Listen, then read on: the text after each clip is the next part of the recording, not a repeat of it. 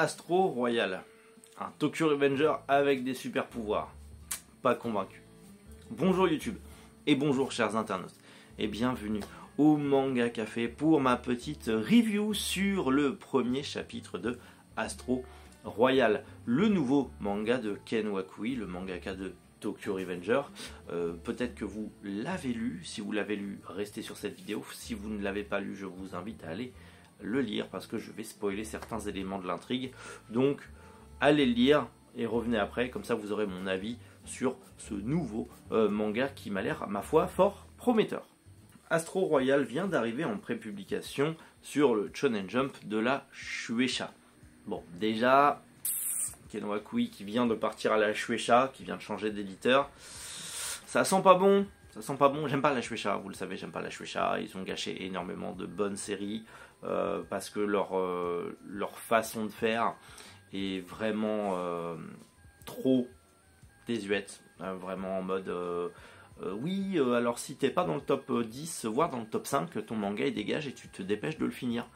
C'est ce qu'ils ont fait à Shaman King, ils ont gâché la fin de Shaman King, donc oui, non, je les aime pas parce que j'aime Shaman King, donc je les aime pas. Voilà. Et il y a plein d'autres mangas incroyables qui ont un petit peu charcuté. Je pense à Phantom Seer qui avait énormément de potentiel et j'espère que ça n'arrivera pas à Astro Royal. Mais de quoi ça parle? Eh bien c'est simple, on va suivre Ibaru qui est un jeune voyou et qui est surtout le fils légitime, le seul fils légitime du chef de la famille d'Ibaru, la famille Yakuza, donc d'Ibaru, le clan Yotsurugi. Et malheureusement le paternel est mourant.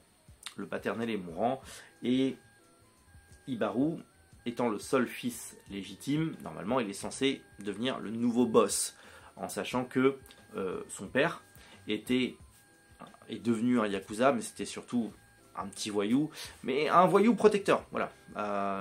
Techniquement c'était le gros gars balèze qui protégeait les autres et qui protégeait la ville, donc il était extrêmement apprécié et il rendait service à tout le monde. Donc même en étant devenu le boss de la mafia, il continuait en fait à développer le business pour aider sa ville, aider les autres et compagnie.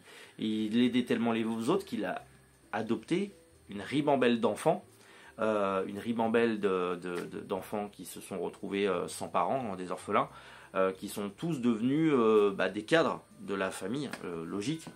Mais Ibaru et son frère adoptif, Terasu, qui est le 12e fils adoptif du père Tsurugi, vont hériter du coup du clan, en étant respectivement Ibaru le chef et Terasu le sous-chef, en tout cas son bras droit. Sauf que coup de théâtre, Ibaru, quand il doit annoncer ça lors des funérailles de son père, va nommer Terasu le chef. Parce que lui il veut pas être chef en fait, il veut juste être comme son père avant qu'il devienne chef de la mafia. Il veut juste être un petit voyou qui aide les autres et qui tabasse du méchant. Il veut juste rester un bon gars furieux à l'ancienne comme il faut. Comme son père était dans son souvenir d'enfance. Et ça crée un conflit parmi tous les héritiers et parmi tous les enfants adoptifs. Mais surtout, un petit peu plus tard après l'annonce, ça a divisé pas mal la famille. Et surtout, il y a une pluie de météorites qui est arrivée. Et surtout, cette météorite a donné des super pouvoirs à beaucoup de personnes, notamment à Terasu et Ibaru et à leurs frères et sœurs, des pouvoirs assez surprenants, en sachant que le père avait nommé Ibaru la lance et Terasu le bouclier. Et de ce qu'on voit, Ibaru a un pouvoir avec son poing, du coup est aussi puissant que le poing de son père, puisque son père avait une grande force physique et disait toujours que son poing était comme un canon et qu'il avait la poudre qui explosait dans le biceps et qui lui permettait d'avoir... voilà, c'était très imagé. Et du coup, lui a réellement cette sorte de pouvoir avec un bras explosif qui donne des gigapatates et qui font s'envoler des immeubles complets. Alors, l'immeuble doit être en caoutchouc, hein, parce qu'il s'envole comme un ballon, au lieu d'exploser en 1000 morceaux. Bon, bah c'est une nouvelle dans l'univers shonen. D'habitude, ça explose en 1000 morceaux. Des morceaux bien carrés. Bon, bah là, c'est juste le truc qui s'envole. Bon, admettons. Et surtout, Terasu, on le voit, parce que l'immeuble est tombé sur lui, et on le voit dans une sorte d'ovale, dans une sorte de cratère. Je pense que lui, il a développé une sorte de bouclier. On le verra dans le chapitre 2, je l'espère. Mais en tout cas, j'aime bien. Alors, oui, le chara design, c'est du Tokyo Revenger. Oui, le héros principal, on dirait Mikey adulte avec une cicatrice là. J'adore le chara design du père. On dirait Massimov, j'adore, dans Terraform Mars. J'aime beaucoup. Oui, bon, le Terasu, on dirait un Shifuyu bis.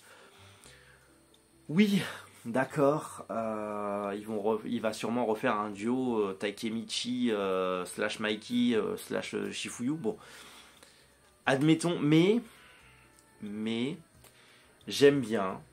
Le premier chapitre m'a vraiment hypé. Ça a l'air captivant. J'aime ce côté, encore une fois, old school, où c'est du Furio new school, mais qui n'oublie pas ses origines. En mode, il fonctionne à l'argent, tout ça. Moi, je veux être comme papa avant. Je veux être un vrai Furio à l'ancienne qui protège les gens, baraque et tout. Un vrai bonhomme. J'en ai rien à foutre du business. Laisse les frères et sœurs gérer le business. Viens, nous, on va y aller, quoi. On va protéger les plus faibles. Vous avez peut-être vu ça dans Windbreaker si vous découvrez l'univers Furio avec Windbreaker récemment. Mais j'aime bien, moi, ça, c'est ce que j'adore dans le Furio, dans certains Furio New School, notamment Windbreaker, c'est que ça donne vraiment ce côté hommage au Furio Hot School qu'on a connu, avec ce côté à l'ancienne. Et déjà, il y avait ça dans Tokyo Revenger, puisque Mikey disait toujours à Takemichi qu'il aimait bien sa mentalité parce que ça lui rappelait la mentalité de son frère et la mentalité des anciens Bosozoku. Donc, déjà, moi, ça me parle, j'aime bien. Et ouais, les chara design sont sympas, le dessin est sympa.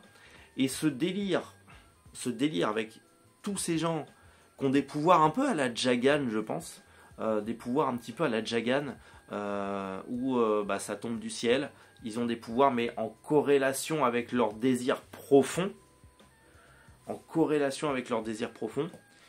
Je me dis, ça peut donner quelque chose de pas dégueu. Et ça peut donner quelque chose d'assez intense par la suite.